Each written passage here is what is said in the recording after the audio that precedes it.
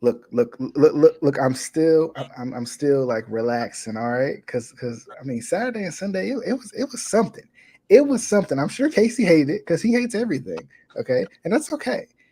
But Casey was there. Okay, he was at least in the area. All right, he could feel the mania juices coming through. Okay, I can see it in his face. I can see it in his face.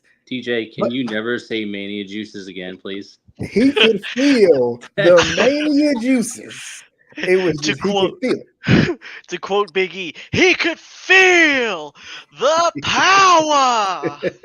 I can feel the power, just not the juices. I don't The want to feel the mania juices. juices, all right. The mania juices. Speaking of mania juices, you can go and get your mania juice out the refrigerator real quick as we get ready for this show. I've heard this is just what I've heard. I don't know if you guys agree. We could definitely gonna talk about it, but I've heard this might just have been one of the best manias ever.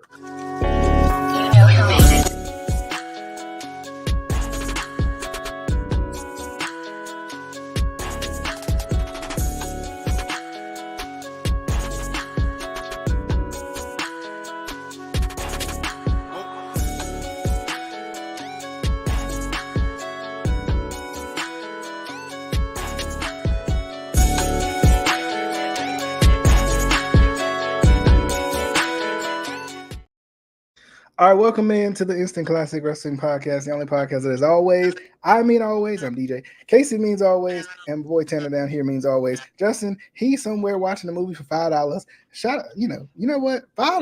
$5 Tuesday. $5. I might have to That's go a great myself, deal. okay? That's I a might great have to deal. go myself.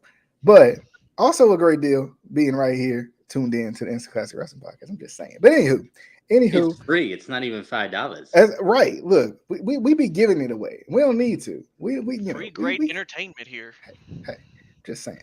But anywho, let's jump right into this thing because first off, I want to get to Casey first because he was there, right? He was at least in Philly. He saw the fans. He saw the kind of atmosphere of just being around, wrestling fans all weekend. I just want to check in, see how your weekend was. Did you do anything fun? Where did you take a bump? Were you speared through any tables? Were you hit with any light tubes? That's pretty much where I'm going first. I did not take any bumps. I wasn't getting paid, so I wasn't going to take any bumps. Nice. Almost took a chop from a Samoan. Glad that didn't happen because I wouldn't be here right now because, oh, they hit Wait, hard. who did you almost take a chop from? Lance on Hawaii. Ooh. Yeah, he was chopping somebody else, and I almost walked into the too close, and one of my friends was there, and I knew he was going to point me out because he knows I'm a manager, and he knows I can take chop, but I wasn't going to do it. Nope. But no, it was a good weekend. I went to WrestleCon for Friday and Saturday.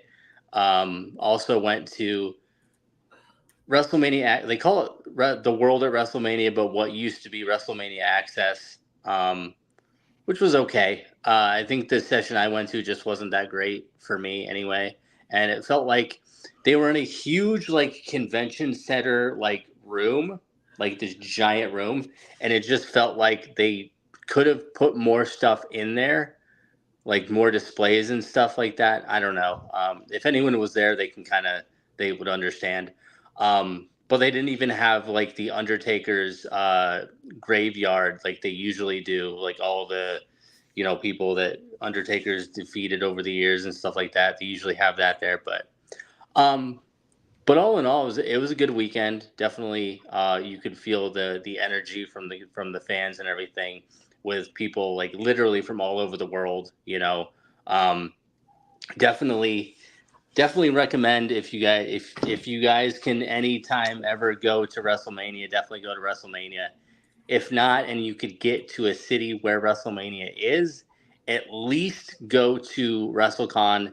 And if you want to, WrestleMania Access. I prefer WrestleCon just because there's so many more like indie wrestlers and some former WWE guys, WWE Hall of Famers, things like that. Like there's so much stuff to do there. But it was definitely a good weekend. Okay. I did not go to WrestleManias though. Them tickets, even the packages were no, can't do it. My wallet was like, nah, bruh, you ain't doing that. That's I fair. don't blame you. I don't blame you. I personally watch from the comfort of my own home, and I'll be honest. I enjoyed the weekend a lot. Um, I thought night one overall. I thought night one was better than night two. No, I'm wrong. I'm wrong. Sorry, I'm Bruh, blanking. No, sorry. Night two was better Whoa, than. okay. I Sorry, was about to I say. said it I wrong. was. No, my bad. hold on. I said. Night two, whooped night one like it owed it money. What you Yes, talking Yeah. about? It whooped it yes. like a redhead stepchild. Come on. I mean, like it was a belt with Mama Rhodes on it. I mean, I got Mhm. it. Okay, sorry, I said it wrong. I enjoyed night two more than night one. But interestingly enough, and of course, I know we'll get to some of the matches, but some of the things I've just been hearing from a lot of people. I've heard a lot. I've heard at least two people tell me that this was the best Mania they've seen ever, which is nice to hear. One of those guys hasn't watched wrestling in 15 years, so that's interesting. Now, albeit he doesn't have the experience of WrestleMania 30 to compare it to, because WrestleMania 30 is pretty darn good too. Maybe not best ever or whatever like that, but I mean, I know it's up there for a lot of people. But I, yeah, go ahead. I, for one, I don't know. It was definitely really good, but I don't even know if I would have to think about it to think of like what I think is the best WrestleMania of all time. I will say, like we said, WrestleMania or night two destroyed night one. I almost feel like they put too much on night two. I think there's some of the stuff they could have put on night one to even it out a Yeah. little bit. Yeah, I definitely agree. I I think. would have to disagree on Oh, that. really? Okay. Yeah. I think with how long stuff went in night two, I didn't feel like that there was a segment or a match like that didn't go. That I didn't feel like there was a match that got cut short. I felt like all the matches in night two was evenly paced and told their story to completion. And I feel like Hmm. if you would have inserted another match in there and cut time, I don't think it would have been as good and concise. Well, and I guess I don't even necessarily mean like cutting any matches or anything. I just think like, you had the obviously all the shenanigans that you had in the main event of night two, but then also you had the surprise of Bubba Ray being, special guest referee. It was just there was so much Hmm. that I think like you could have put one or two of those things like on, you know, spread it out a little bit better. I think not necessarily cutting any matches, but like okay, let's have as much excitement on night one as we do in night two, because they're like I look at it this way: for the people who only were able to afford one of the nights, like if you went to night one and you weren't able to go to night two, and night two just blew night one out of the water. For me, I would have been like, "Ah, man, I wish I had gone to night two instead of night one." But Yeah. either way, I think both nights were good. Hmm. There wasn't anything bad about Mania. I don't think. Yeah. Yeah. I think it was a good way, and I knew the show was going to be good from the beginning intro when it was different. It was something new. Like it just made it feel like okay, they're about to try to pull out all the stops right here because they had the new then now forever together thing, and it just made it feel like not to say it was a new era, but of course it was. It's kind of post Vince with all the stuff going on with him, so. Um, it kind of just made you feel a little bit different, I think, going into it. Um, One thing I did want to bring up because I brought this up to Adam. Um, am I the only one? Like when Steph came out for night two, I was like, "Oh, cool! We haven't seen Steph in a while." And then somebody posted something later that night on, I think it was on Instagram or Facebook, showed the picture of Steph in the ring, cutting her promo, whatever. And he was like, are we all just forgetting that she was supposedly one of the unnamed, corporate, figures in the whole Vince McMahon scandal. Yeah. I was like, oh yeah, you're right. But whatever. Yeah. It was still nice to see her because we haven't seen her in forever. Mm-hmm. But after somebody mentioned that, I was like, yeah, that That was makes honestly the first thing I thought of because when I looked into all that stuff, I know she was lumped into it, and my thought would be they would try to distance themselves as far away from it as they could, even if it's one of those innocent until proven guilty type situations, right? Like, right. I would think they would distance themselves as far as they could from being anywhere near it. So I was a little surprised too, but then it's hard because it's like, what's Triple H without Stephanie, right? Like it's a slippery slope with not having all the information just yet. But Tanner, what was your overall thoughts on the show? Overall thoughts, I would have to say I'm one of the people that says, honestly, that's probably in my top 5 at least Manias ever. Like, you think of the pinnacle of WrestleManias, you think WrestleMania X7. Like, that is a lot of people's, like, that's their pinnacle. You think of, like, great WrestleManias, that's, like, the first one that pops into your head.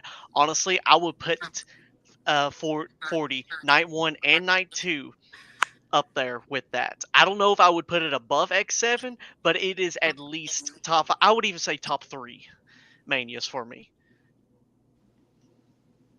Okay, I like that. I like that because I mean, for me, I don't know why I rank it exactly, but I agree that it had everything that it needed to be a good. We talked about it before. Just the card, just the build up, felt like it had everything it needed to be one of the best Manias ever. It was just gonna, it was gonna be on the execution, and the hope is it just gets better and better because I mean we've seen what Triple H can do when he's head over creative and has creative control and can let guy. I heard a lot of the workers say that they feel like they have more freedom. They feel like they can do a little bit more. They can push the envelope a little bit more. And some of that's probably TKO's influence too.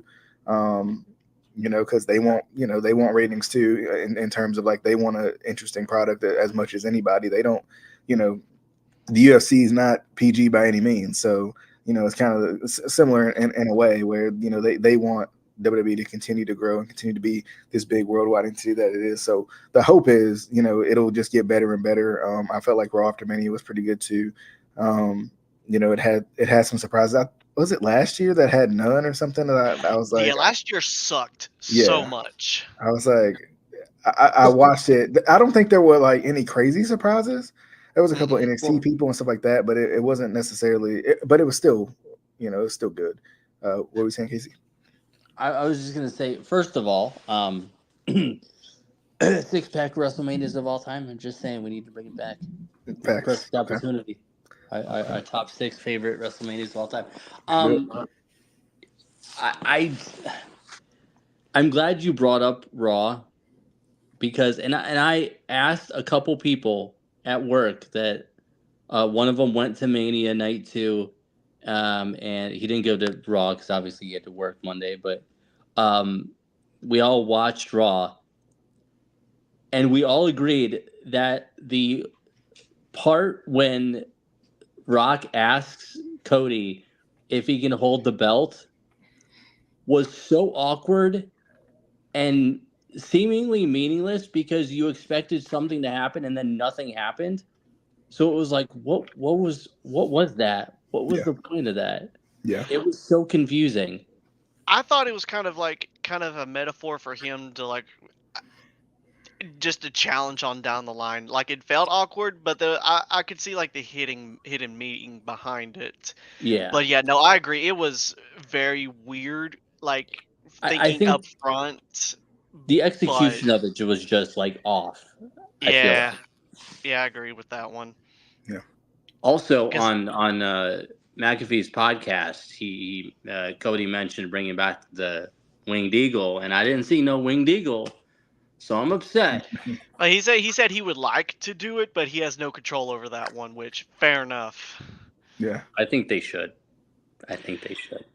I hate feel that. like I agree that here's the thing. I agree that the style of this isn't the best, but I think we're going too far into pandering, bringing back the winged eagle.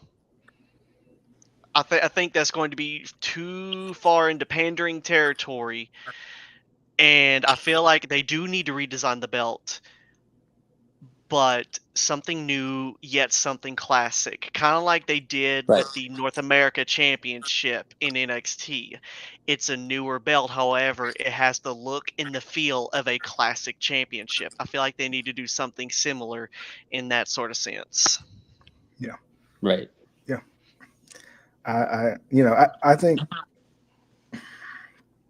I don't know. It's tough because when they brought back the white strapped Intercontinental Championship, it's one of those situations where like I don't think we were necessarily hoping for it or like asking for it for years and years and years, but it was a nice touch when they did. So it'll definitely be interesting to see what exactly they do going on. So And I think to an extent it will be pandering to a smaller group of fans, only because like a lot of like the main wrestling fans, especially like when we grew up, are kids, right? Are kids and younger people. Whereas like at least for me, I remember growing up watching wrestling with the Winged Eagle, but again, I'm 36, so I'm in like the older like demographic where it's like, okay, so I don't think it would be pandering to like a huge amount of people, but it is going to be pandering, I think, to like the older kind of generation of fans. Yeah, I was gonna say, if But we're going back to belt design growing up, I grew up with the spinner belt. That's what I grew up on. are you saying bring it back? That's No, the I real am question. not. I am not saying that. No, it was more specific to John Cena back when he was doing the Doctor Thugonomics. It Yeah. needed to change back whenever he stopped being the Doctor Thugonomics. I can look back and say it needed to change. yeah, and I do like in certain situations, certain champions like debuting their own version of the belt or their design of a belt. Like obviously Austin had the smoking skull belt, Cena had the spinner belt. I think with certain stars, like if they're big enough, bring like a custom belt in for a little while, but then when they drop the title, drop that design because we don't want the spinner belt that lasted for God knows how long it lasted, way too long, Yeah, and kind of like what they did look with Daniel right. Bryan. Yeah, kind of Yeah, like what they did with Daniel Bryan, and then with the eco-friendly one, and then brought right. back whenever Kofi won. Yeah. Exactly. Like you look at like guys like Randy Orton with the spinner belt. It's just like it doesn't look right. Or Mm-mm. Triple H had it at one point. It was just like, yeah, come on, guys. Yeah. That was a Cena thing, and even now it wouldn't work with Cena anymore. That Right. was a Cena at a certain point in his career. Yeah, I agree. Especially when Edge got it and he did his own little spin, for lack of a better term, spin on it. I see what you did there. He, I feel like they could have changed it back when whoever won it from Edge. I can't remember who won it from Edge right off, but I can't remember cut off.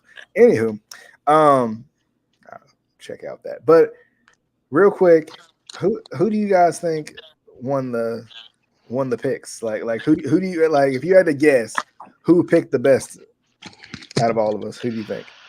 It was me, obviously. I have to go with the glorious one, Tanner McDavid. It's gotta be me. I don't think it's that guy. Sounds like a mark. Sounds like a bum. Just let me know it's me. Just tell me. Okay. Yeah, So- no, you announce me as the winner. Come on. Just send me the belt. It's fine. Just send me the belt. Okay. So I will say, It was me, right? and the only one that can give a visual reaction to this is Tanner because I gotta go change camera batteries, and Casey's gonna be shocked when he realized it wasn't him. All right, so Wait. coming in last place Okay. is Mr. WrestleMania himself, CaseE. No, see, this is how we know that DJ didn't write anything down I right. couldn't He count. wrote all of them down wrong. I demand a recount. Okay.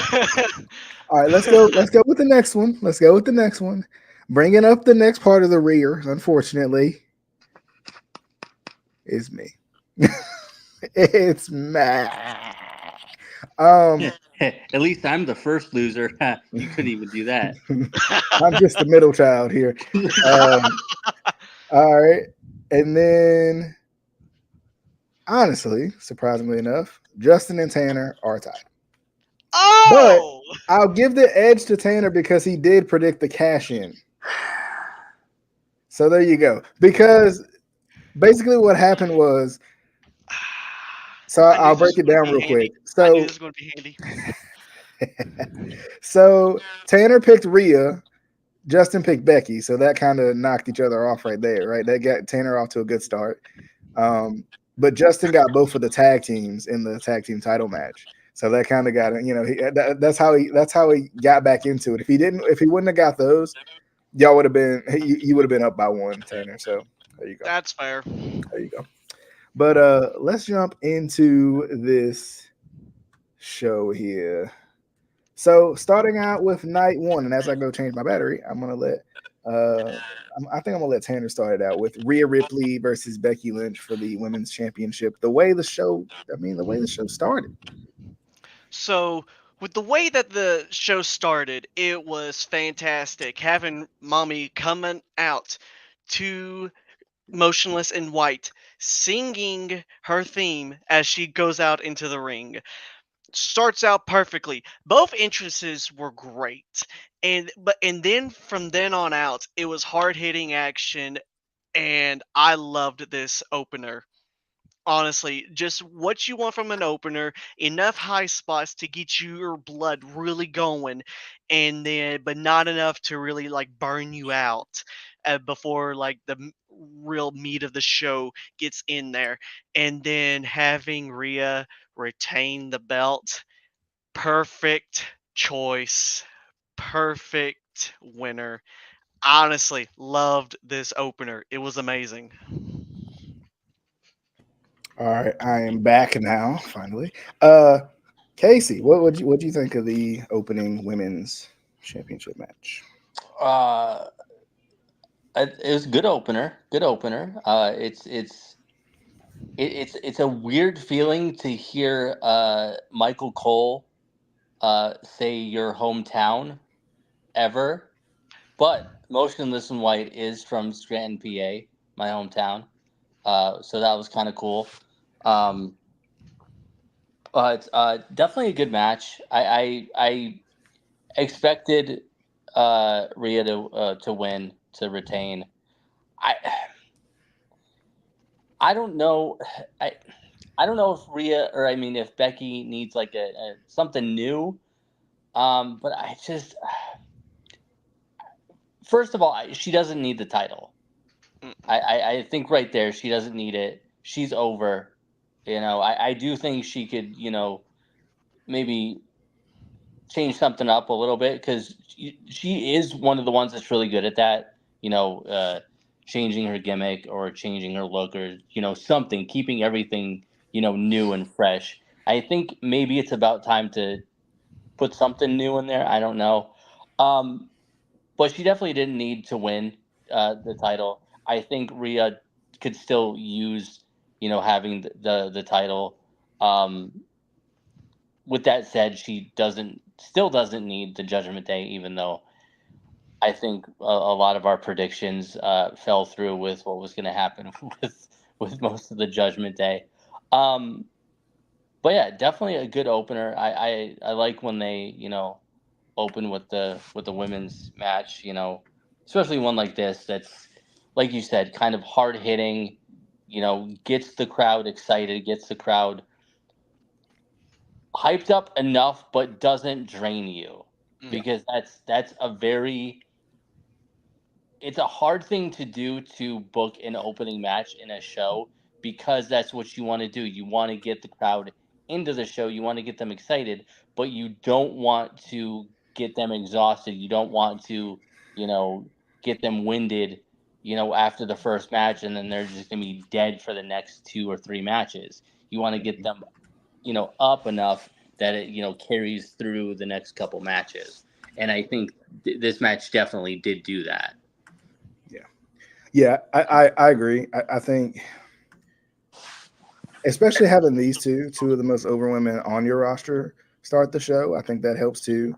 I laughed at all the jokes of Rhea Ripley singing Rhea Ripley's own theme song.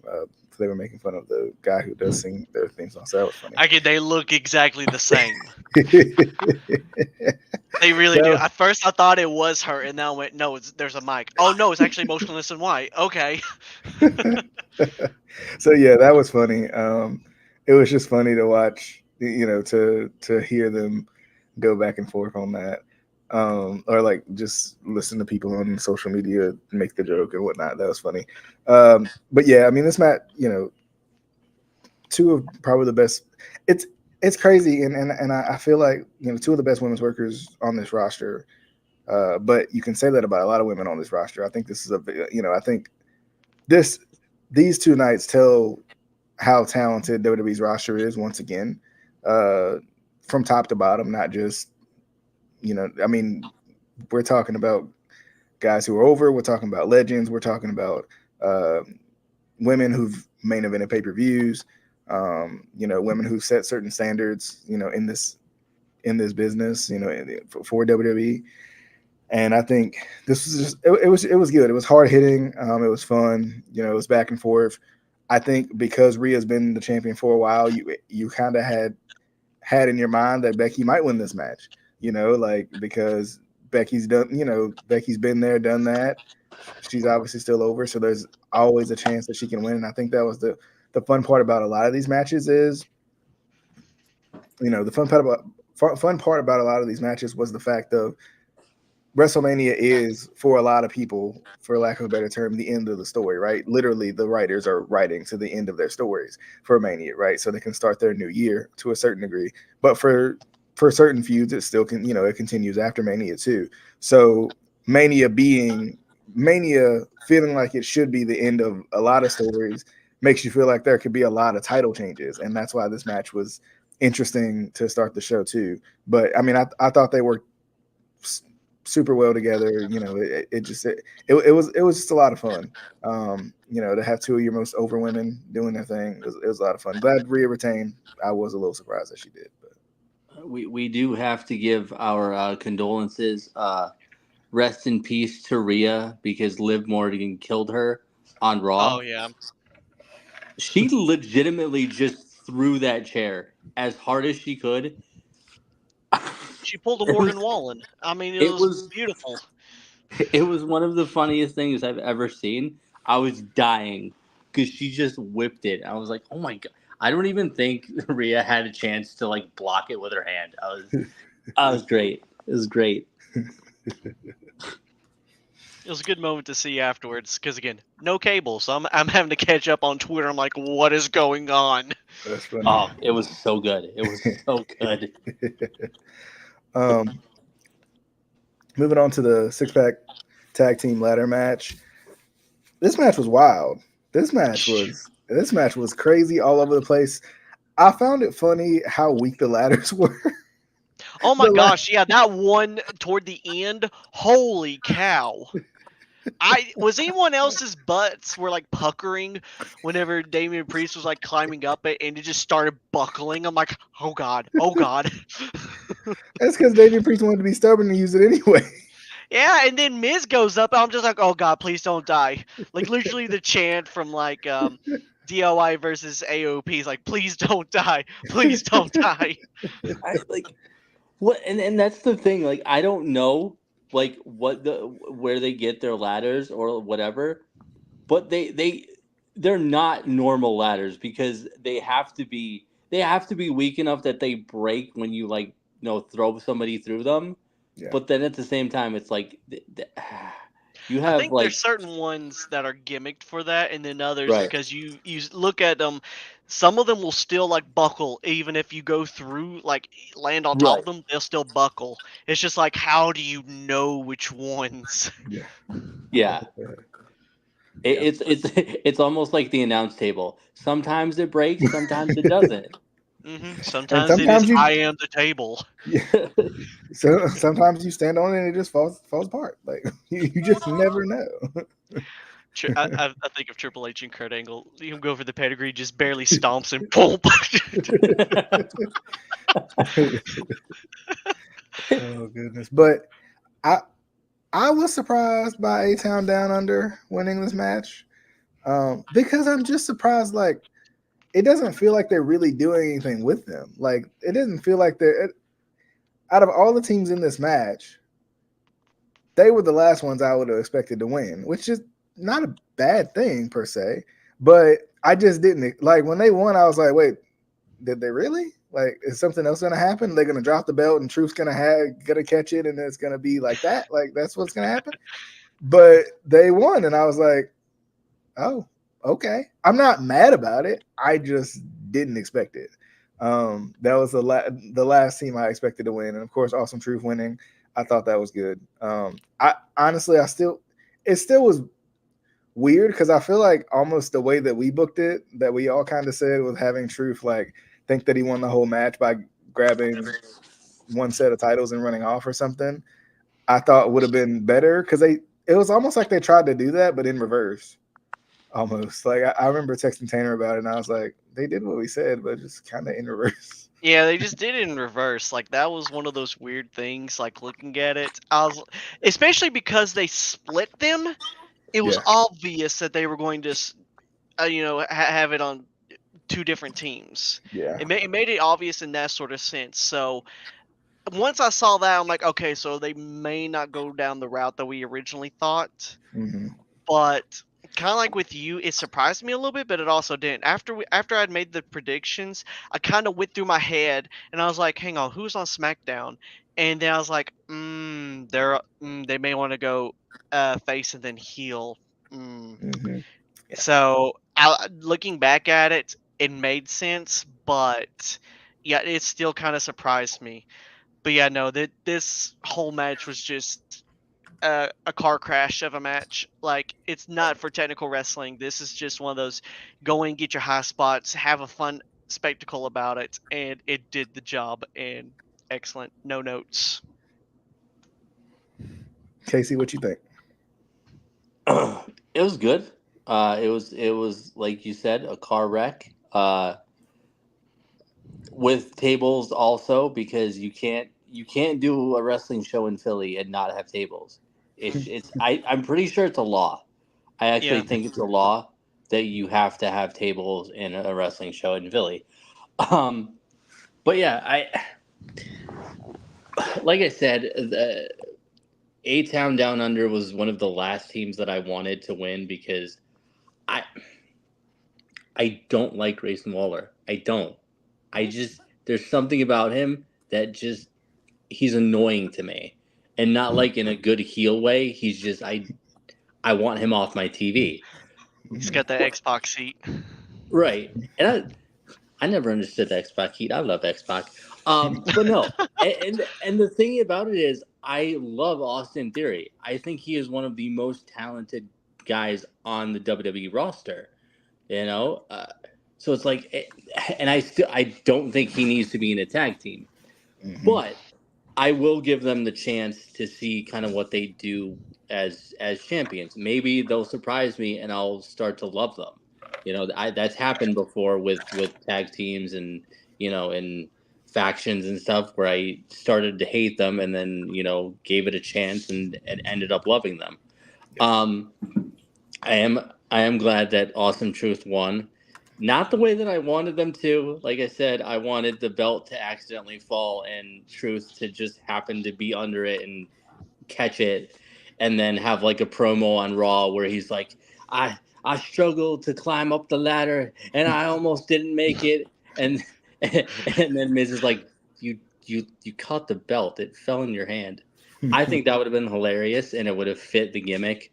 But I'm happy that they won. I'm excited to see how their run goes. I did love the segment on Raw with the Judgment Day, and then Truth comes in behind them.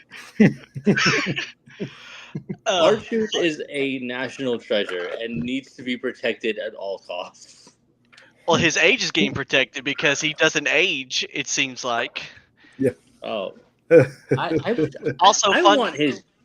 want his job. Just have fun, be a goofball, and get paid probably thousands of dollars. Fun fact also. Apparently he's afraid of heights. So that made the ladder climbing even more hilarious. That's funny. All right, moving on to a match they kind of called an audible with. I don't know if it was because of injury or what, but we kind of called it like, why is this a thing anyway? But Rey Mysterio and Andrade, not Dragon Lee, going up against Dominic Mysterio and Santos Escobar. This match was fine. I mean, I thought it was pretty good. I liked it. I was glad Andrade was in it. I hate that Andrade didn't get his own entrance. Just do. It was there was another match. Maybe it's the six. Maybe it was the six tag team, the 6-pack challenge, the match before, where it felt like they were rushing the entrances for some reason. And I'm like, y'all are on a network that literally cares that if you go 5 minutes longer to let people get their entrances out, like you'll be okay. Like I didn't really understand. I didn't like that. I didn't like that they were rushing entrances. I didn't like that Andrade didn't get his own. Even though weirdly enough, I did like Jade Cargill and their entrance, but I still hated that they didn't get their own at the same time. Like I love the aesthetic of them coming down, but I didn't like that they didn't get their own spot a little bit. But anyway, this match is pretty good. Like I said, I love Santos Escobar. I don't know if they ever do anything with him, but I love him anyway. And Andrade was good. Ray was good. Dom was Dom. Dom did his Dom thing. So, and he got booed while doing it. So that's always fun. I can't remember what his name is. And I always say DJZ, but I can't remember what his name is in WWE. But he did his little super dive thing that he tends to Joaquin do. Phoenix? Yeah. I can't remember I don't know why I can never remember that, but I just call him DJZ because it's better than that anyway. Anywho, that's my guy though. That's my guy. They should do more with him. I feel. I mean, I think he's tag team champion material. I just feel this way. Okay, but you just like the burr. That's all. That's it. It's the best part. It's literally that's why you were a fan. There's nothing else. Literally the best part. But to have Lane Johnson and Jason Kelsey help out, that was surprising. I didn't expect that. I don't know why I didn't expect that, because literally they've done this the last 4 or 5 ish Manias in some form or fashion. Yeah, they've had the football player in some shape or form. Yeah, but this was the match to do it if you're going to do it. The match that people care about but don't at the same time. So, Casey, what was your thoughts on this one? The greatest of all time was featured in this match. No, I'm not talking about Rey Mysterio. I'm talking about Andrade. Jason Kelsey. Oh. Love that. If you have not listened to his podcast, you need to. I love his podcast. Oh, he is amazing. I want to be his best friend. That's the goal. That's the goal. Love that man. That's all I cared about this match at the end. I was like, that could have been, if he was in this match, I would have been happy. Like if he was actually a participant in the match, that would have been great. And the fact that he jumped over the ropes while wearing jeans and Tim's on, like, dang. Facts. Tanner, what'd you think? Like I said before, why was this on the card? It was a great match, fine match. It was a fun for WrestleMania. Great way to get Jason Kelsey out there. It was fine for what it was. Like, if I had to give it a grade rating, I'd give it a B, just because I didn't have high expectations for this. It surpassed the non-expectations. It was a good match. Oh well. Right. Okay. So we had the Usi battle with Jimmy and Jay going at it. The two twins, the two brothers. I was just happy to see Lil Wayne. I don't think he debuted any new song at all. I think he just made up stuff and acted like it was a new song. Because on SmackDown, he said, oh no, it was Raw. On Raw, he said he was going to debut a new song. That wasn't a new song. That was just him making up words to Jey Uso's song. I'm just saying. Anyway. He probably forgot the song, and honestly. Well, considering he never writes his lyrics down, probably so.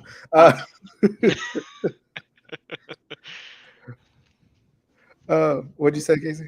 I'm gonna be that guy, and also Adam is also gonna be that guy. He sounded terrible. He sounded so bad. I agree. I don't know if it was just the sound. I don't know if it was the sound people, because they kind of messed up on Motionless in White's audio too. Right. But I don't know if it's a combination. But no, he sounded worse compared to like the Motionless in White, compared with his technical issues. Nah, I didn't enjoy it. I'm just like, what's the point? I was just happy to see Lil Wayne. And also, like, I almost don't want musical guests on WrestleMania anymore.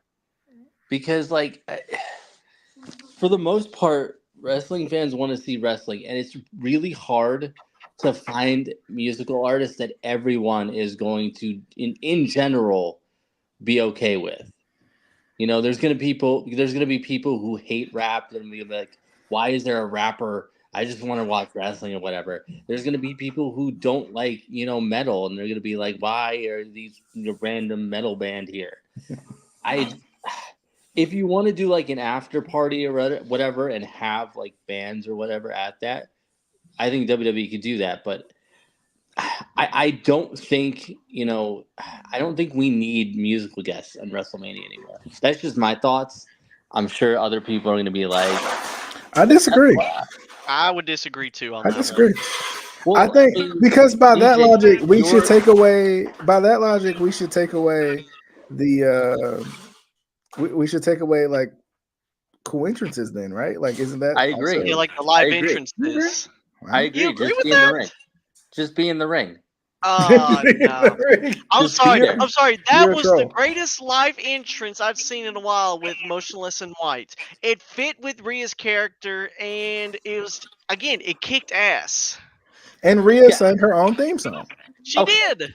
I will agree with that. It fit, but I think more so for the ones that don't really like fit, like the Lil Wayne thing. It was. I was like, why is he here? He hasn't been relevant in like 15 years. At least Motionless in White are a popular, relevant band. I mean, for the record, Yeet hasn't been relevant in 5, so yeah, but he brought it back. It's fine. It's relevant again. Thanks. But for this match, I'll be honest, I was a little disappointed. For a match between these two guys who I know have a lot to offer, I feel like they really watered this down a little bit. Let him cook. Let him cook. But some of it was because I get that the super kick is their thing. I get it. I understand. It's cool in the confines of a tag team match, and it works for them when they do it to a certain degree. But in this match, it took away a little bit. Like, I felt like there was so much more that Jimmy could give. There was so much more that Jay could give. And the super kicks took away from it for me. Mm-hmm. Like, maybe the final blow one, that like at the end, like where he was like, no. Okay, that one makes sense. The super kick is kind of, they use it as their like kill shot type thing before they set up their dive. But throughout this entire match, that's literally all they did. They dove a couple times and they super kicked each other. And like, I don't think the super kick, even from a logical perspective, is interchangeable with a punch. And that's what it felt like. It was supposed to be like a punch in this match. And I thought it was good, but at the same time, I felt like they could have done so much better. Also, speaking of, they didn't give them enough time on the mic to build this up. Like, we talked about it in the preview, and as it's funny, I watched the little kickoff show they did on Friday. I think it was on Friday. They did on social media, and I felt the same way. I'm sitting here like, these two are good on the mic. Why didn't they put them on the mic more often and help build this up even more? And the crazy part is, and this is the last thing, and I'm gonna let y'all dig in, okay? This all started when Jey Uso became main event Jey Uso. Jimmy came back, and didn't Jimmy want to turn on Roman first? They don't talk about this stuff. Why? Like, they didn't want to plant those seeds of doubt back into the bloodline. It's there. Like, why not? Like, that's an easy part of the storyline they could have used. And they just they were like, oh yeah, Jimmy screwed him out of the world title match. So that's where this feud started. I mean, not technically, yes, but the feud started. I mean, the building blocks of the feud were earlier when there was dissension, and because there was still back and forth where Jimmy wanted to turn and Jay was like, no, we can't do it. This is our tribal chief. We can't, like, they missed that. I feel like they missed that part. But anywho, Tanner, what do you think about the Brother Zeus? Let me tell you, I mean, some of that cooking you was doing there. I completely agree. I completely agree with what you said. I will say this: the opening package that they had for them right before the match with the "I am my brother's keeper, I am not my brother's keeper," cinematic genius. I loved it. I thought that told a good story with that, but no, I completely agree. Super Kick City. That's pretty much all it was. It felt like I was watching a Young Bucks match. Like, all it was: super kick, super kick, super kick, super kick. That's all it felt like. They were just eating the super kicks, and sometimes they would sell for it, sometimes they wouldn't. And I really think, especially with a kind of a blood feud that they're trying to go with this, I feel like they would have brought out some more devastating moves or showed some more wrestling prowess that they have, and we've seen them have.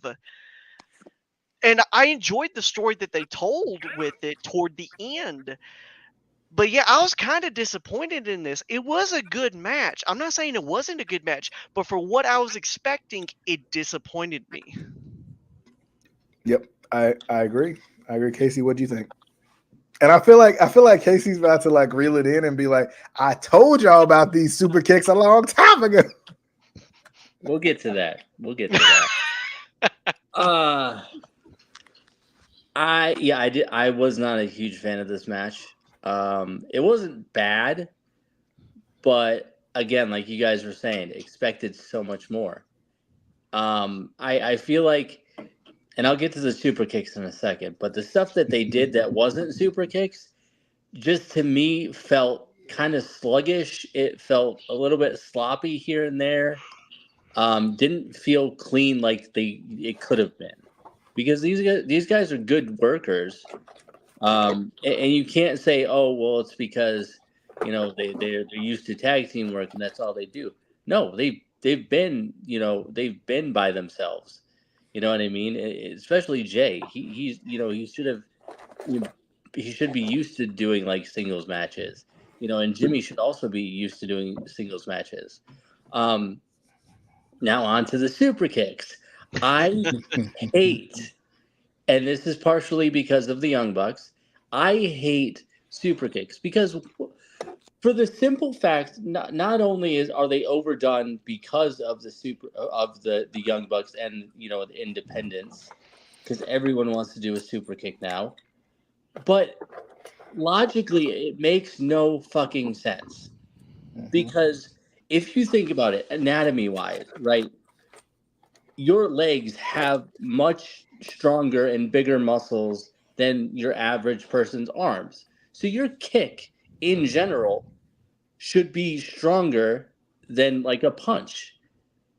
If you are kicking somebody in the face multiple times in a match and they're not like taken out by the first one or two, first of all, it makes you look like weak as hell because you're kicking this dude in the face multiple times and they're not staying down.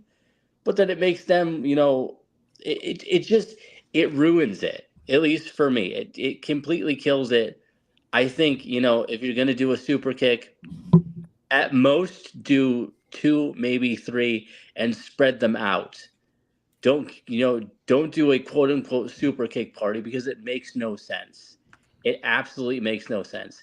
The one thing, and this is what a lot of wrestling, pro wrestling trainers will tell you, but it's what my trainer told us is you go into a match, you're simulating a fight. That's what you're doing. You're simulating a fight. So in a fight, what are you trying to do? You're trying to beat your opponent. You know, and if you were in an actual fight, you're not going to do stupid stuff that you're going to have to do five or six times to keep your opponent down. You want to, do what's going to be most effective. It doesn't make sense to do, 10 super kicks in a match. You look back and like Sweet Chin Music, right? Sean would do it once a match and it would be the finish. Maybe if it was like a big show like WrestleMania or Royal Rumble or something like that, he might do maybe two, tops three. But that would have to be like a big feud, a big blow off match. For the most part, it was okay, here's the finish, Sweet Chin Music, down 1, 2, 3. It wasn't like 800 super kicks and then, the opponent kicks out at 2. It doesn't make any sense. But yeah, so I think that's what took me out of it. It was like all the super kicks. I'm like, can we not? Like, you guys are so much better than that. Yep. And I mean, and my thing is, I don't necessarily think it's their fault because obviously we've seen in matches with other people, this is not the way that they were booked. I mean, we've seen Jay be great against Roman and against other guys, not necessarily even Roman, Drew, all those guys. But it was just, I don't know, it didn't sit right with me. But seems like everybody's in agreement here. Moving on to the 6-woman tag team match: Jade Cargill, Bianca Belair, Naomi versus Damage Control. Like I said before, I love the entrance, the aesthetic of Bianca doing her thing, Jade kind of doing her thing, Naomi, glowing. I like that aesthetic. I do feel like I wish they would have all got their individual entrances also. I know they got pieces of it. And maybe I'm nitpicking here, but I mean, I know they got pieces of it, but like for some of these people, like this is their WrestleMania moment. That's all they get. Like I feel like when you're on a network that literally has no time limits, let everybody get their moment. Because what if they don't get this moment again? And I know writers, producers probably don't care about that, but as a fan, I do. So I just wish they would, show a little more respect in that regard. But even still, it was good. I felt like Bianca and Naomi did most of the work. But the good part about that was they made Jade feel like you don't want Jade to get in this match. Like, and not in a bad way. Like, yeah, you don't want to see Jade tonight. And I think that was the good part about it. They didn't make it feel like I didn't watch this match feeling like, man, like I wish Jade was in the match. I watched this match like I can't wait for Jade to get in. Like when Jade gets in, it's done. Wreck shop, it's over. And I think they did a good job with that.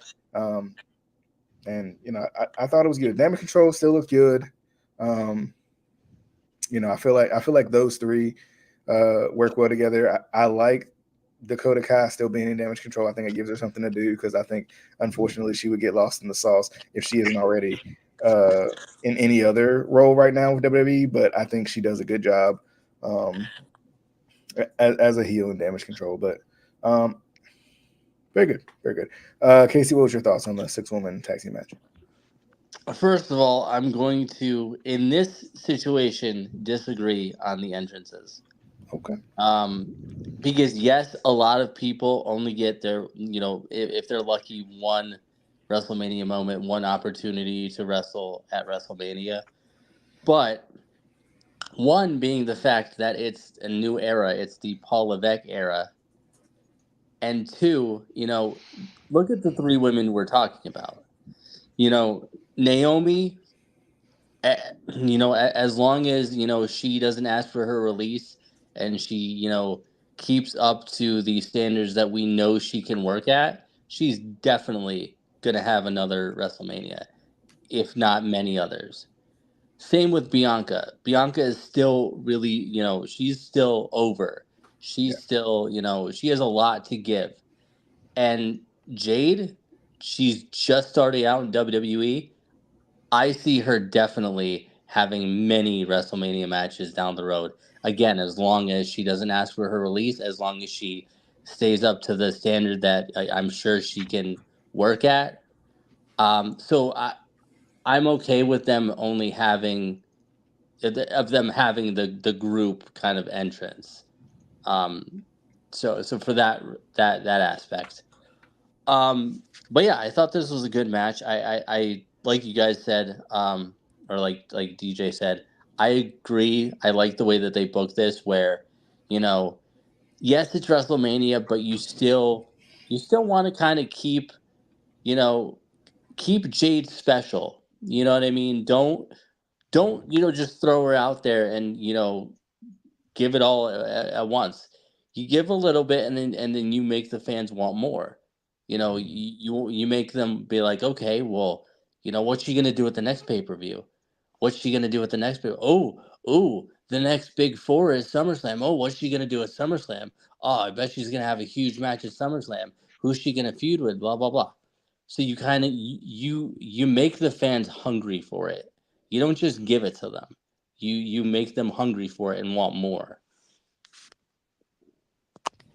Okay. I like that. Tanner, what's your thoughts?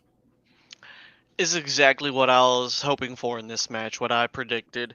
Everyone else was going to go in and do all the heavy lifting, and whenever Jay gets in there, she's going to go in and wreck house. That's exactly what I thought it was going to be, and that's exactly what I got, and it was beautiful.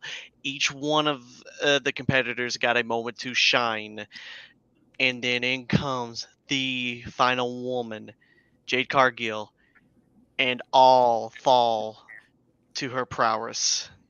It was beautiful, and like you said, you keep it short, you keep it simple, you keep her an attraction because you now have your new attraction in WWE. So you keep that special. You don't put her in long matches. You keep it short. You keep it simple. You keep her powerful. You got money there. I say keep it going. Yep.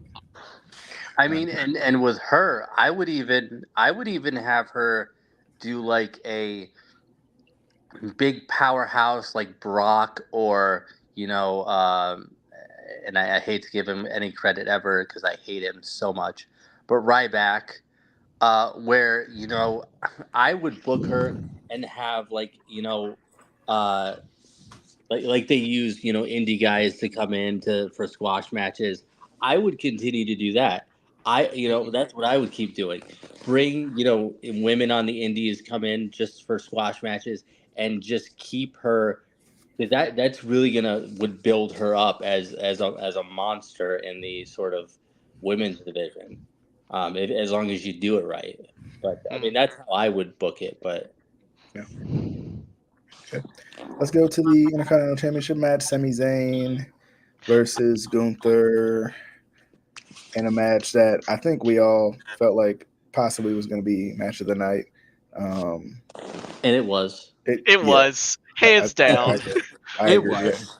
I think kind of like we said in the preview, I feel like these two just work well together. Like Sammy is such the lovable underdog that can take a beating, keep going, and Sammy's one of those guys that loses enough to where you're like, well, he might not win this match, but if he does, I'm gonna be really excited about it. Mhm. I love the Kevin Owens little cameo that he did, getting Sammy excited, getting the crowd going too, because of course the crowd loves those two.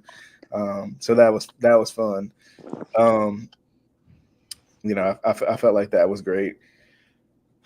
I feel like I mean, every Gunther match I watch, I just get more and more impressed. Just because like he just does everything so well. Like he knows what his job is. He knows what he's supposed to do, and he does it with excellence every time. And like I don't know if like he has this agreement with his opponents to like just lay into his stuff and like just just go full force, but every time, like whether it's off a springboard, whether it's just a regular chop, whether it's just whatever he does with power, like he does it over and over again. And it's we've talked about like Gunther giving kind of giving that old school feel to wrestling again, like where he just feels like kind of an old school guy. And I think we got to like give it up to him for the run that he had as Intercontinental Champion. I honestly didn't expect it to go that long. I know he's like the king of long title runs right now, but I didn't expect it to go that long, and I'm glad it did because I was wondering when he went up to the main roster and he changed to Gunther, all that. What what was going to happen? What that was going to mean? Was that going to be a death sentence, or was that going to be everything he needed? And even the Keith Lee tweet of poor Walter comes out all the time when you think about this run, just as a joke on kind of on the differences between the two since that happened or whatever. But just interesting, and like I said, a great match, and one of those matches, kind of like we said before, like one of those matches that from bell to bell felt like Sami Zayn could win this match, but it's Gunther though, right? But it's Gunther, it's Gunther. He's gonna win because, right? But then Sammy's got a chance, right? And Sammy pulling out, all the stops to get the win. I thought it was great. I thought it was great. It was our good little feel good moment for night one. But Casey, what was your thoughts? The opening of this match, before they even came out, you have, and this is amazing storytelling, amazing. You have Sammy with his wife and his son, and he says, take him back, don't bring him out there, I don't want him to see this, because he knows he's most likely just going to get his ass kicked. He's going to be destroyed, and he doesn't want his kids seeing that. So, like, you get invested right there. That hits you, in the feels. Like, anyone can understand that, right? Then he comes up, and it's Kevin, like his best friend since they were on the Independence together. Except that one time in NXT. We don't talk about that. They grew up together in the business. Like, they are literally brothers. And he's like, you go do this. It's your time. You go do this. Only issue I had, and this maybe a little nitpick, but he told his wife to bring the kid to the back and don't bring him out. And then you see his wife front row. Where was the kid? Huh? Did you just leave your kid alone? With Uncle Kevin. He is with Uncle Kevin. We didn't see that. I think the kid was just wandering around in the arena. That is terrible parenting. No, but fantastic match. I legitimately did not think Sammy was going to win.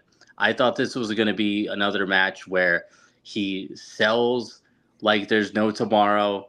He's the underdog, and I thought he was going to get real close, and then just come up just a little bit short, and Walter and Gunther was going to retain, and we have that man, I was so close moment thing. But when he finally won, it was one of those moments, and I feel like it's hard for me to get these moments anymore because everything is so kind of predictable anymore, and you kind of get kind of numb to it. But it was one of those moments I popped. My jaw dropped. I couldn't believe it that Sammy actually won. Um, so that was definitely the feel good moment of the night. Yeah. Mm-hmm. Tanner? Honestly, just everything that you guys said. I loved every single moment of this match. I may have picked Gunther to win, but darn the Sami Zayn effect. It does. He captures you in. He is so good at being a babyface that even if you root against him, he just fires you up to where you believe in him that he can do it. Because for a moment there, I was watching with one of my buddies in the living room, and I'm pulling for Gunther. I was like, yes, I need that point. I need the extra point for the win. But in the middle of the match, toward the end, I'm like, come on, Sammy, get another haluva kick. Get it. I'm like, what am I doing? I loved every single moment of it. It was hard hitting. It was emotional. It was powerful. Loved every moment of this match. No notes. Okay. Main event, night one, Bloodline, Cody Rhodes, Seth freaking Rollins. Seth Rollins' entrance outfit was something. Ridiculous. Was that a hat? I don't know. But anyway. I don't know. It was something. It was a weird neck flower. Weird neck flower. What I love, and this can be said about night two and its main event,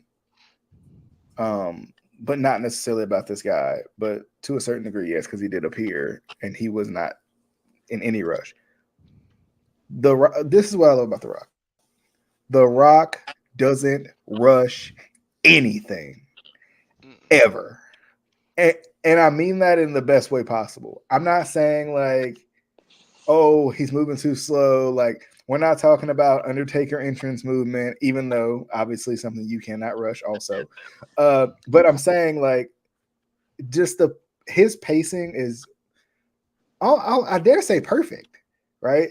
He comes out there, he talks to the crowd, he picks on the kids, he picks on the Cody crybabies, whatever, right? He lets his entrance music play as it needs to play, right?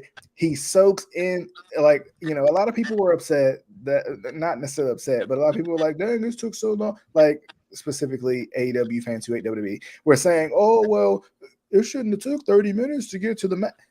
Bruh, this was everything right here. It's called storytelling. Exactly. Right? Like, The Rock coming out, doing his thing, of course, getting his own entrance because, he's The Rock, right? Mm-hmm. Having his People's Championship, throwing it over his shoulder, like all of that's nostalgia for everybody. All of that's like, man, like we haven't seen this in forever. I know it's not a technically real title for WWE, but it's still cool to see him with some sort of world title on his shoulder. Like it peeks right back into our childhood a little bit. And it's, and for CaseE, his 30s. But I will say, well, you just made me younger. Thank you. But I will say, it was amazing to me just watching all this work from The Rock has been great, but it was amazing to me just watching The Rock come out. He just, even in night two when he stood with Cena, him and Cena, of course, know how to work a crowd too, right? And they just soaked it in for a little bit. It doesn't have to be an immediate thing. Like, let the crowd get you into it first. And I think sometimes that's missing. I think ironically enough with Cody and The Rock, it's not, I mean, not The Rock, but Cody and Roman, it's not necessarily missing. I think they're very good at pacing too, ironically enough, but it's just, I love, that was one of the biggest things that I loved about just the start of this match. But go ahead, CaseE. Well, I just wanted to piggyback off of the pacing. And again, going into, as like actually working a match and stuff, guys will tell you especially in the business. If you think you're going too slow, slow down. Mhm. That's a thing that you'll hear all the time. If you're a worker, veterans will tell you, if you think you're going too slow, slow down. Yeah. Because you get into a match and you think, oh, I got to get to this spot. I got to get to this spot. Oh my God, we only have, you know, 8 to 10 minutes or 15 minutes. Oh God, we got to get all, guys don't slow down enough and really like let things sink in. You do a big move, you don't immediately go to the next move. You let the fans register what you just did and take it in. Even on like an entrance or even, before a match. Don't just run right into the match. Let the fans, feed off of you. And like you said, The Rock and John Cena are two of the best of all time at doing that, of pacing things from, the opening of a match to in the middle of the match to the finish. They know how to pace it, every little thing that they do. Yep. Yep. Hmm. I definitely agree. To the match, I thought the match was great. I liked the little nuances of The Rock using his kind of final boss and being the actual boss to a certain degree, using that against Cody and Seth to just continue to just build his heat, build it and build it and build it. Like I said, I wasn't necessarily surprised that Cody Rhodes took the pin.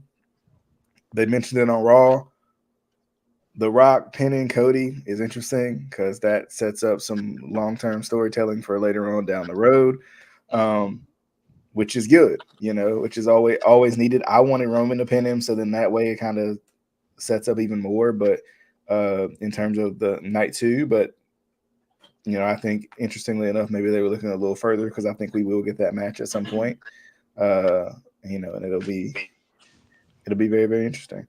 Tanner, what was your thoughts on the Bloodline kind of getting their Bloodline rules on in night 1 Perfect also? storytelling.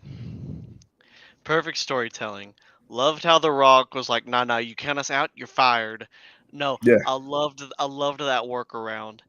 And also thinking about the end, I like because I didn't expect it. I thought Seth would take the pin. I think I like Cody taking the pin more, just because we get that same shot at the end. Cody sitting in the middle of the ring, his back to the ramp, having Roman and Rock holding up their belts in the same exact manner as they did at WrestleMania 39 Night 2. It was in the exact same shot, exact same manner, exact same look. And it's just like, I have been here before. I have to do something different now. Mm-hmm. I loved that storytelling. Here's the thing: everyone was like, "Oh, the match itself was boring." No, no, no, no, no. That is part one of a storytelling match. That is what people have to look at this as. And in that sort of sense, you look at the overarching. It is perfectly paced, perfectly told, great match, Mm-hmm. and Yep. it sets up beautifully for the next part of this match. To kind of piggyback off of that, I think the problem there is that fans, especially sort of this generation of fans, has been trained to want the big pop, want the big move, the big, the next exciting thing. They need to kind of almost be retrained to appreciate storytelling. Mm-hmm. Appreciate the slow build to the finish or the slow build to the end of the feud. Not everything all at once. They, Yeah. they just want the big move, the crazy spots and blah blah blah, and then the finish. Yeah. It's like, no, this is a slow storytelling. Like, we want to tell a story here. We Mm-hmm. want we want you to remember this match. The Yeah. one thing that I always hate is like when you have matches where you have just monotonous high spots and super kicks and whatever. And it's like, okay, cool. You guys did all this cool stuff, but what differentiates you, in match 3 to match 6 when the whole card did the same shit? You know, Mhm. you want that storytelling to be like, oh yeah, no, I remember WrestleMania 40 night 1, the main event. I remember, I remember The Rock selling the spear when he was accidentally speared by Roman. I remember this. I remember that. Mhm. You know. Yeah. But yeah, like Surprisingly, they didn't do anything with that. The Rock Spirit. Yeah. I don't think that was the main mean- focus of that, though. I think Right. the main thing is with the fact that The Rock pinned Cody. Yeah. I think that right there is the main Well, point of it. and I say that it almost kind of, for us getting ready for night 2, it almost kind of puts those seeds of doubt. Will The Rock turn on Roman because he got speared? Right? Like, now that I think about it, like, it wasn't the focus, but it's still something to keep in the back of your head. But also I want to say too, when Sammy hit the brainbuster in the corner, Oh God, Booker, I was like, yep, that's the turning point of the match, ain't it? Yeah, because he has not pulled that out since his indie days. Yeah. I will say that I liked The Rock, pulling the, I'm on the board, spot where he's like, if you count us out, you're fired. I did like that. And you could have gone without this either way, but I would love to have seen like Nick Khan come out and be like, no. You're on the board, but you're not the board. And all kind of even out there, but still, still the bloodline wins and they get the bloodline rules. But I kind of wanted, somebody to stand up to The Rock and be like, no. You're on the board. You are not the board. Yeah. I think it's a little early Shout out to for Adam. I think it's a little early to have like another like authority figure to try to chime in. I think if we do go that route, I think you need to build that up a little bit more as far as that goes. And I wonder if Nick Khan wants to be featured in any way, because like even like I know Cody hugged him at the end of the show of night 2, but I don't think that was necessarily planned. Like I don't think that was planned. I don't think that Cody was did planned all. either. I feel like he's one of those ones he wants to stay behind the scenes. Yeah. Right. Well, and also, The Rock, at least on Raw, was like, I'm going away for a while, and I'm wondering, what that means. Like how long is he going to be gone? Is it going to be a substantial amount of time? Because if it's too long, you kind of, not that fans will forget the storyline, but you want to keep it as fresh in people's minds as possible. Yeah. And I'm sure The Rock could still do promos and stuff on social media, but without him being there at the shows every once in a while, fans tend to kind of, okay, what's the new thing? Yeah. And Adam, I agree. Yeah, I feel I could see it turning towards Paul and Rock. I feel like that'd be good. Yeah, promo wise it'd be good because H ain't getting back in the ring. It ain't happening. Yeah. But I feel like you get closer to SummerSlam, I think that's when he'll start turning up again. I think give it about 6 months or so, or not even 6 months. Give it a few months. You get closer to SummerSlam, start building a match with that. I'm just gonna let Adam just continue to go at CaseE here. Anyway, night 2. Hey Adam, why aren't you in the video? Why didn't you show up? To start the show, we had the World Heavyweight Championship match, Seth Rollins versus Drew McIntyre. I like this because they kind of kept telling the story of Drew. He's focused, he wants to win, but CM Punk's still there, right? And interestingly enough, in the match, CM Punk didn't really get involved at all. He didn't even really say much about it. I was like, oh, that's kind of weird. But then at the end, he kind of got his biggest, his biggest redemption a little bit by McIntyre kind of teasing him, and then he drops him on his head, as McIntyre's got the title. It's his moment now, and then Damian Priest comes out and cashes in, which I was expecting, but still surprised by. I think is still good because it's one of those things where they could have kept, we talked about it. They could have did Raw after Mania. They could have did later on, a lot of those things. So I mean, for me, Damian Priest as world champion is still weird to me, but I think it looks fine. The aesthetic's fine. I just want to see. Damian Priest hasn't truly been able to stand out yet, I don't think. He's kind of just been Judgment Day Damian Priest. I'll be curious to see if he gets a chance to continue to develop himself more and more. And now obviously he's been kind of thrown out there as the leader of Judgment Day and all that, right? But like he hasn't really been able to show us truly what his character is, right? He came up, he was like this lanky guy who can do a lot of athletic things, and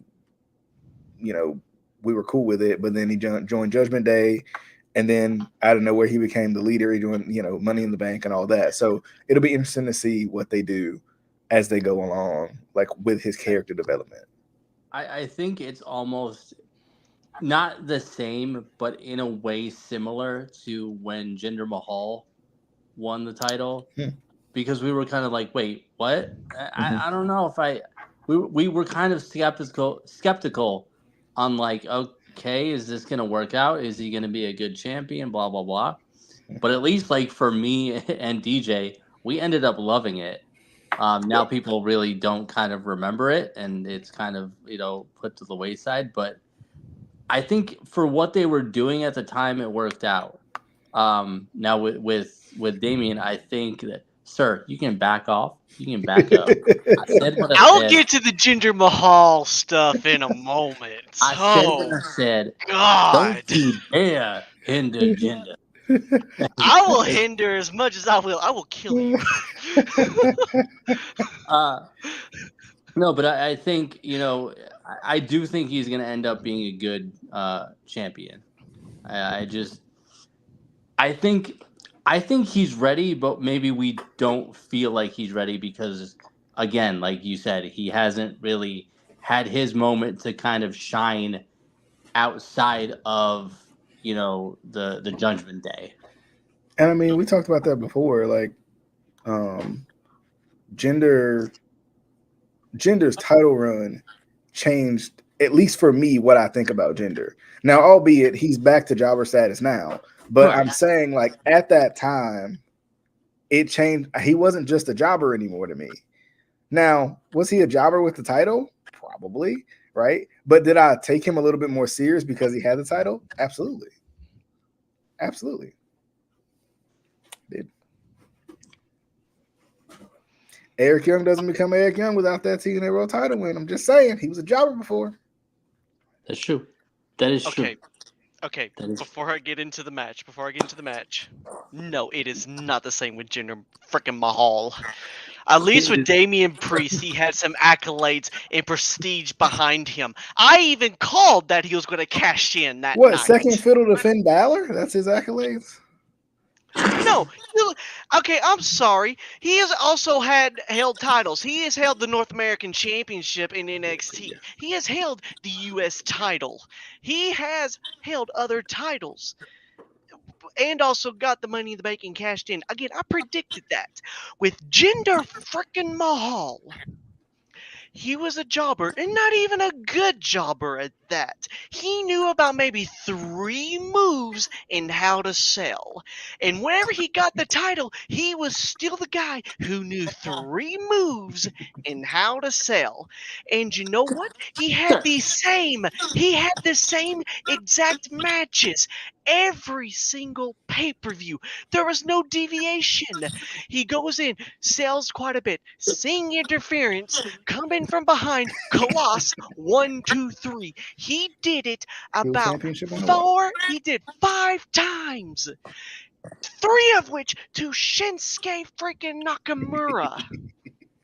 at the top of the Shinsuke hype, at the top of it, he loses to a guy who only knew how to do 3 moves. He was not good for the title. He was not good for the company. I didn't say he was good for the title. The title was good for him. No, it wasn't. selling. No, it wasn't. But he could sell. Selling. That is not the main focus that a champion should have. But it's a good focus though. No, it's not. I'm sorry. I'm gonna get off my soapbox here. Jinder Mahal, the world was burning whenever he won. But no. Yes, because going it was back on to the fire. match- It was on No. fire because he was the champion. Finally. No, it wasn't. Not like that. And my wife tell me to calm down. My wife just messaged me. You need to calm down. That's funny. Anyway, We like those parts of the show. But no, the match itself, loved the match, and it told a great story, especially with the aftermath of Seth being hurt with his leg. And again, I thought maybe Punk would get involved with the match. He didn't, which ended up leading to Drew winning. But surprisingly enough, still cashed in. I was like, okay, I'll take the win whenever I can get it. But I enjoyed it. Again, another great opening match to get your blood pumping, especially with that pop for the cash in. It got you ready for the rest of the night because we knew at the end there was not going to be a cash in. So whenever Cody finished his story, it was going to finish. So it took that doubt out of your mind, which I think was the smart move in that regards. So yeah, just opened up the rest of the night to just enjoy it. Yeah. Okay. Sorry for my little tangent. I went It's okay. It's okay. Everyone has the right to an opinion. You just happen to be wrong. No, I happen to be the only sane person in this call. Anyway, I thought this was a great opening match for night 2. As expected, what's this man saying? I know. We want more ginger. We want more ginger. No. We want ginger. Anyway, no, Ginger, great match. He's our man. If he can't do it, great. Again, great match. Great, great storytelling, great selling, everything like that. I loved after the match, Drew comes over and gets in Punk's face, and Punk said something to the effect of you're the champion, but everyone else is cheering my name, or you're in my face and everyone's cheering someone else's name. And he's said that so many times in the past couple months, or in the past couple weeks with the storyline. He's like, you had to put someone else's name on a shirt to get yourself over.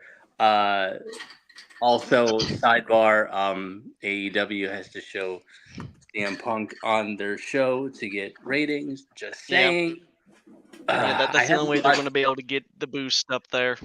I haven't watched AEW in weeks, and I have this one recorded just because I want to see it. But when he finally just had enough and pulled, Drew's foot out from underneath him, he took the bump on the table, and then he took the brace off his arm. For a second, I was like, "Oh my God, is this gonna be like a swerve?" And he's gonna be like, "I'm cleared, motherfucker." Unfortunately, that didn't happen. I was so excited for a Super Cena moment where he's like, "I'm ready and I'm back." Unfortunately, that didn't happen. But I loved the Punk stuff, and then Punk's reaction when Damien's music hit. Even he was like, "Holy shit! What is going on right now?" And he, I thought that was a great cash in. I think that was one of the kind of better cash ins that we've had in a while, because it was exciting. Also, another funny thing, if you go on to, I think it's the WWE's Instagram, it shows the video of them putting on, Damian Priest's side plates on the belt and taking Seth Rollins off. Didn't even bother putting on Drew's. But I love that they actually have Drew's side plates there. If you see it, Oh yeah, they're just off in the corner there. Oh my god. And it was like, oh, the insult. Like they were ready. They were ready to put it on there, but it's like, oh nope, not bothering putting his on. it was great. I loved it. Yeah. But yeah, good opener. Okay. Tanner, did you give your thoughts yet on this one? Yeah, I did. Okay, cool. It was right after my. It was after my gender rant. Okay, I got lost in the gender rant. The Pride. I mean, that's fair. The Pride versus Final Testament. It was fine. It was a match. I have no thoughts on it. It was a good match. Whatever. It was fine. Snoop Dogg was there. So because he made it more manageable. Because he literally has to be. It's literally how he does these things. Snoop Dogg he's sponsoring the event, Gin and Juice. Snoop Dogg comes off as a guy who has no idea what's going on in the company or any of the storylines, but he still talks about all the matches. Yeah. What I hate about Snoop Dogg being around is I'm like, oh yeah, Sasha's coming back tonight. That's what happens. Nope. All right, let's move on to LA Knight versus AJ Styles. I've enjoyed this feud. I've enjoyed kind of the personal animosity between it. And I thought this match was good. I saw somebody talk about this match was boring or something, and I was like, are you clinically insane or something? I thought this match was good. AJ Styles tried to get his stuff in, and LA Knight knew exactly, where to get him one with the BFT. Definitely a match I would watch again, and I'm glad LA Knight got his WrestleMania win. I thought that was good. Tanner, what was your thoughts? Go ahead and go to CaseE because I kind of want to. I'll let him do that, and then piggyback in. I'm just going to give my thoughts for the rest of the night because I'm probably going to have to head off here. So yeah, if that's okay with you. No, that's fine. That's completely fine. Yeah. CaseE, what you got? I thought it was a good match. I've liked this feud. I think this is a classic situation where you put two guys who are two excellent workers, and I think this feud has shown that both of them can do both heel very well and babyface very well, because we're more used to seeing LA Knight as kind of that heel or that like cocky tweener, whereas like this he was more of like the baby face, and like AJ was like attacking him and stuff like that, and like stuff like that. But it shows that both of these guys are excellent at whatever role you give them. Right. If you want LA Knight to be the baby face, you can do it. If you want, my cats are fucking insane right now. If you want, him to be baby face or heel, he can do it. If you want AJ to be baby face or heel, you can do it. If you just want these guys to put on a great match, they're going to do it. They are going to, whatever you give them, they're going to knock it out of the park. And one of the things that I hate is that it took LA Knight so long to get to the WWE. Yep. Because he is so good, and he has been so good for so long. Yep. I agree. Tanner, give us your rundown. I love this man to death. Absolutely love this man to death. One of my absolute favorite wrestlers, and he proves it time and time again. Every time he gets into that ring, he can still go for his age. And him and LA Knight, again, two TNA guys going at it at WrestleMania. Again, who would have thought? But again, absolutely love this match. LA Knight, of course, gets the win, but AJ Styles still looks strong in defeat. Absolutely fantastic match, and I'm just going to give quick little thing throughout the rest of the night. So I think there's only two more, right? You got Logan Paul, Kevin Owens, Randy Orton. Oh yeah, I almost forgot about that one. Okay, so yeah, Logan Paul, by crook he manages to eke out a win, which I thought would have ended up happening because, like I said, like you mentioned, he's got a there's a pay-per-view coming to his hometown, so gotta have him still the champion coming in there. Good match. I love the fact that Randy Orton and Kevin Owens like teamed up to you know get, get up on Logan because again nobody likes the prick. Um, and eventually they turn on. It's like, well, it's going to happen eventually. So they just start going at each other. Absolutely loved it. Again, great match. Loved it. Io Sky and Bailey. It was a good match.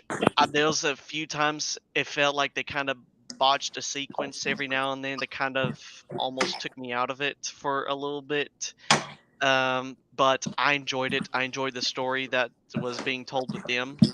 I thought it was weird with Bailey's entrance with the wings and stuff. It bothered me because one of her wings was lopsided, and I was just like, Yes. You need to adjust. You need to adjust it. It's not fitting quite right." But no, I loved that. And then the ending, holy crap! Everyone wants to talk about like the crossover of the Avengers Endgame with everyone coming in. We had Endgame in wrestling form Sunday night. Everyone's been saying Cody had his Avengers Assemble moment. Yes, he did. That's the only way you can describe it, and it was beautiful poetry. And I want to talk about the moment right at the end where everyone has came in. Jimmy comes in, then Jay goes after Jimmy, and then Solo comes in, and then Cena comes after Solo, and then The Rock comes after Cena, and then all of a sudden I'm thinking, oh, Stone Cold's going to come in because I predicted that Cena was going to be there, and then I'm thinking Stone Cold, but then all of a sudden you hear gong, and then The Undertaker, almost freaking the heck out, and it just leaves what you think. You also get like Seth coming in with the Shield music, and for a hot second, Yep. I all thought did. Moxley. We all thought that. What? But no, it just ended up being Seth, which fair point. And then we look, and it's just Roman and Cody in the ring. He picks up the chair, then the camera pans as he pans, and there is Seth facing away from them. 10 years ago, Roman still being haunted by that Shield turn. There's always a plan B. 10 years ago, it happened, and he has still not gone over it. And he finally gets his revenge, and that is what costs him. Yep. His hubris, which has been his whole thing for this entire run, his hubris cost him. And that is just beautiful long-term booking at its finest. One of the best main events I have ever seen. A+, no notes. Yep. Glorious. Absolutely. Tanner, appreciate you for coming by. It was a lot of fun. Always good discussion. Definitely have you on again. Thank you. Yes, please. I just appreciate the opportunity for coming on here and just getting to talk wrestling. I don't get to do it a whole lot, but I graciously appreciate the opportunity. Once you get married, it gets harder and harder. So I have heard. Yep, it does. Oh Lord. Well, you guys have a great rest of the night, and yeah, y'all get a lot more in-depth discussion from CaseE and DJ. But I appreciate you guys having me on again. I greatly appreciate it. All right, see you later, Tanner. All right, see you. Adam, I'm just gonna chuckle at that. Let's jump back to Logan Paul, Kevin Owens, Randy Orton. I was surprised Logan Paul retained. Even still, even because in my mind watching the show, I didn't think about the show that's in Logan Paul's hometown. So that was the other thing. I did not think of that. So I was still surprised that he won, which is always good. Sometimes it's nice to either forget or take yourself out of that moment and be able to be like, wow, that was surprising. But the match was good. You know, there were some cool spots. The pop-up power bomb RKO, I love that one. Thought that was good. I was a little surprised Logan Paul didn't do some sort of crazy high spot into an RKO type situation. Just because, you know, I was just a little surprised. But yeah, I mean, definitely with Logan Paul. Like I said, I like the work he's doing. I think he plays his character well. I agree, Adam. Randy nor Kevin need the belt. Yeah, I feel like it's always nice to see a belt on Kevin Owens. But that's just the fan in me for Kevin Owens. I feel like at this point. But I'll be curious to see who takes the belt off of Logan, because I would like for it to be somebody somewhat different in a way. I'm gonna jump to Bayley and Io Sky because I'm sure we'll have a little more of a discussion on the main event. But with Bayley and Io Sky, once again, just one of those matches that I just enjoyed. I don't know what it was, but the old Bayley, for whatever reason, was like peeking out to me in this match. I don't know what it was. I don't know if it was like the sense of the Bayley to Bayley, like her hitting that move and me just seeing her as a face hitting a Bayley to Bayley or something. I don't know what it was, but it was something. Obviously, she probably won't go back to that or anything like that. But I do like. I liked her work with Io Sky. Io Sky is hard hitting, physical, you know, fast. Of course, she has her moonsaults, and I love anything she does with where she goes for moonsaults in succession. You know, of course, that sets up reversals and all that too. So I think Bayley winning this match, of course, I feel like it was the right call. I feel like Bayley, I'm not surprised she's women's champion again, but I'll be curious to see what direction they go with her next opponent / feud. But definitely a good match. Definitely good. Casey, I gave my thoughts on the U.S. title match and the women's championship match. So the women's or the intercon or the U.S. fucking the match with the Logans of the Pulse. The U.S. Continental Championship. Yes, the U.S. Continental Championship. I thought it was okay. For some reason, I don't know. It didn't live up to, I guess, what I expected. I expected Logan to retain. Although after, Sammy had won the IC title, and then he, basically, mirrors what Kevin did on night one, and he was like, it's your turn to go, win the title. I part of me wanted Kevin to win the title so that, Kevin and Sammy would both have, the IC and the US title. I think that would have been cool. But again, great match. You have three incredibly, gifted athletes in this match. Randy, whatever match he's in, he's gonna make it. Try to make it match of the night. Kevin is, one of the best to do it, and then you have Logan, who every time we see him, I feel like we're like, wow, how how is he so good, and we had no idea. But it definitely was a good match. The women's, who was in the women's championship? Bayley and Io Sky. Oh yeah, Bayley and Io. It was okay. I wasn't too invested in this storyline. I haven't really been paying too much attention to it. I know Bayley was kind of kicked out of the her little group there, whatever, and this kind of started where that this sort of feud started, whatever. But again, Bayley's great in the ring. She's a one of the best in the women's division.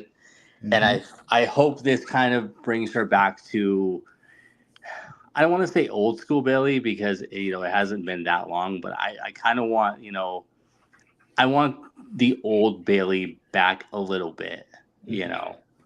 I mean, I think the thing is too. I think she over this heel run has showcased, because I think that was our question, right? And shout out to Dundee. He said Bailey has cemented herself among the greatest women in WWE history, and I think you can say that probably about the four horsewomen in general, and what they've done for WWE in the women's division. And of course, there's so many others outside of those four that are great or just as great, and in a lot of people's opinions better or whatever. So I think her having this heel run was almost needed for her for a little bit, to show us that she could do it, because all we've known is happy-go-lucky Bailey, the Bailey that keeps Izzy smiling and not crying. That's what we knew. And to see this Bailey, and what she's done as a heel, and also even being able to pivot and be a face, in a similar route of the current Bailey we have, is still really good. So I've enjoyed it. To the main event, Cody Rhodes, Roman Reigns. I agree with Tanner. One of the best main events I've seen, I'd say ever, at worst in a very, very long time. Once again, I felt like this match was paced out very well. I felt like, everybody loves Cody Rhodes' theme song, so they milked it for what it was worth. Roman having that. Actually, I was a little surprised that they had the band play his theme song the whole way down, because typically they'll have them start it and then they'll play the track. But I was a little surprised they went with the band the whole way down. I thought that was kind of cool. But yeah, the people we had kind of pop up in this match. I mean, this match went a good probably 15 to 20 minutes or so without anything, just straight up. And then, of course, to have Solo come out and kind of do what he's always done, right? Like what he did last year, kind of shades of last year, how that went. That was good. And then, of course, to have Cena come out, that was, for me going into this match, I expected some returns, but it wasn't like it was confirmed to me. It was just like, it was an expectation that Cena was going to come out. But when he did, I still was surprised. I still was happy. I still was like, oh my goodness. Right. So Cena comes out, of course The Rock comes out. The timing of it was kind of interesting too, to see them, this is what I was talking about earlier in the show, to see them kind of have their moment in the ring together once again, soak in the crowd, right? And Rock hits the rock bottom on. I'm a little bit surprised they didn't go Cena almost hits the AA on him and then Rock hits the rock bottom, just to give it a little bit more. But I guess they didn't want to take away too much from what Cody and Roman were doing. And then, of course, Jimmy and Jay, they came in before that as well. That was good. The spear off the ramp was cool. And then with the Rock, with the Rock in the ring, kind of like Tanner had said, everybody's expecting Stone Cold, but the surprise of Undertaker, I think, was like, wow, like I did not expect that. I did not expect the Undertaker, and it's never bad seeing the Undertaker make an appearance at Mania, the event. And it's one of those things too, like The Rock, as Taker's Mania matches became more and more legendary, right? Taker's Mania matches became more and more of this spectacle and more of Taker facing Hall of Famers. We never really got the Rock Taker match, in their prime. So, that was another one too that was kind of interesting. It was kind of interesting to see too. But for Cody to win, and you could see the emotion, I think some people outside of the wrestling circle don't get the emotion of it. And I'm sure CaseE can speak to the emotion of winning a match or being the person who managed someone winning a match. I feel like for me, when I watch it, for me, it's the story, right? Like anything else I watch, the emotions part of it. Yes, it's scripted. Yes, it's predetermined, but the emotions part of it. And for example, if somebody, even though Johnny Depp wins a Grammy, if he cries because he won a Grammy, I'm not going to say, well, dang, you won an award for something that was scripted to go the way you wanted to go. So I think for me, when I think about it, when I think about the emotion, I can understand how people outside the wrestling circle can be a little confused, cannot understand it. But to me, it's no different than an actor winning a Grammy, and having, and being praised for that. But definitely good. Definitely enjoyable. CaseE, what was your thoughts on the main event, the ending, everything we saw? Well, first of all, I will kind of piggyback off of the emotion that you were talking about, because it is real emotion, and it's different for everybody as to why. For Cody, obviously, it was his family legacy. It was his dad never, got to win the WWE title, or WWF title at the time. And arguably a lot of fans would say he should have, so that's emotion for him to finally, hey, Dad, this is for you, kind of a thing. Also, a lot of like non-wrestling fans will be like, oh, the belts are just a prop, whatever, blah, blah, blah. And if you really break it down, yeah, that's literally what they are. They're props. But for guys who especially have been fans of professional wrestling since they were kids, it's more than that. It's real to them, damn it. To steal from that little meme. But like even down like the indies, I remember when, a bunch of my friends, the first times they won titles, and it would be in like little indie promotions that probably, unless you're a part of the 30 to 40 people who come to those shows, you have no idea what this promotion is or where it's from. But it was special to them, and like they had real emotion because it's something you worked for, and it's something that company trusted you to hold that title, and it's something big for them. So yeah, like people, it's okay that people don't understand the emotion of it. Like I could, I'll take this as an example. There was also a cheerleading competition going on in Philly at the same convention center as WrestleMania Access. Now, if one of those cheerleading teams won that competition and got emotional, I'm not going to understand that because I'm not them. I'm not into cheerleading, but a lot of them have been doing it since they were little girls, or like it's something that they've worked hard for. So yeah, there's real emotion in winning something, whether you think it's stupid or not, whether you think it's a prop or not. Anyway, on to the match. Again, perfect storytelling. They added a lot in there, but it was paced out enough, and it wasn't too much. Like you had, the Jimmy and Jay thing, where they do the spear off the entranceway. You have Cena coming out. You have Undertaker coming out. You have The Rock coming out.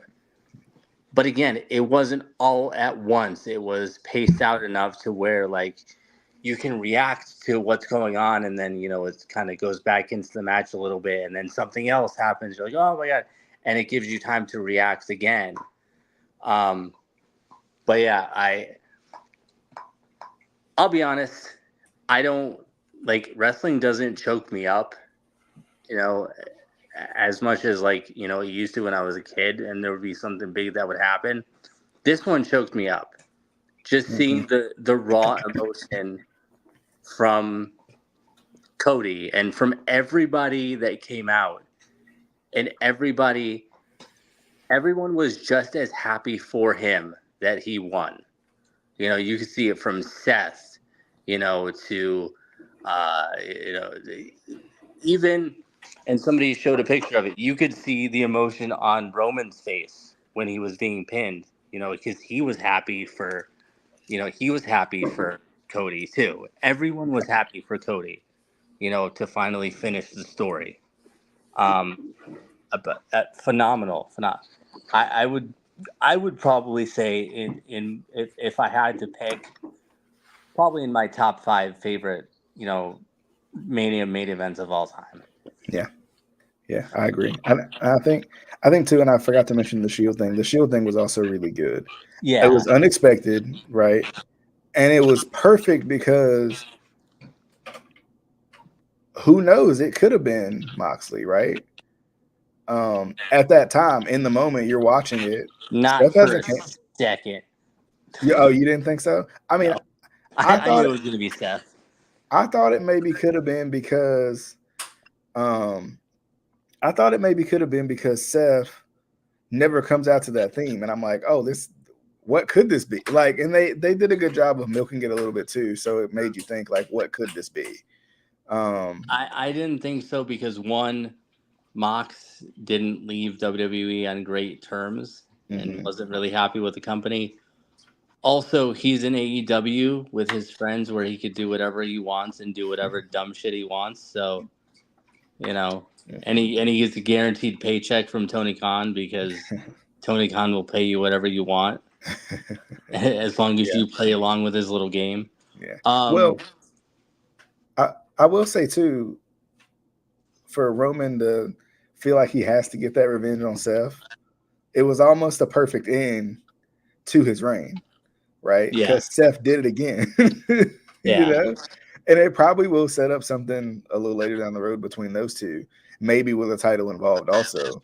But it's just like, Seth got him again.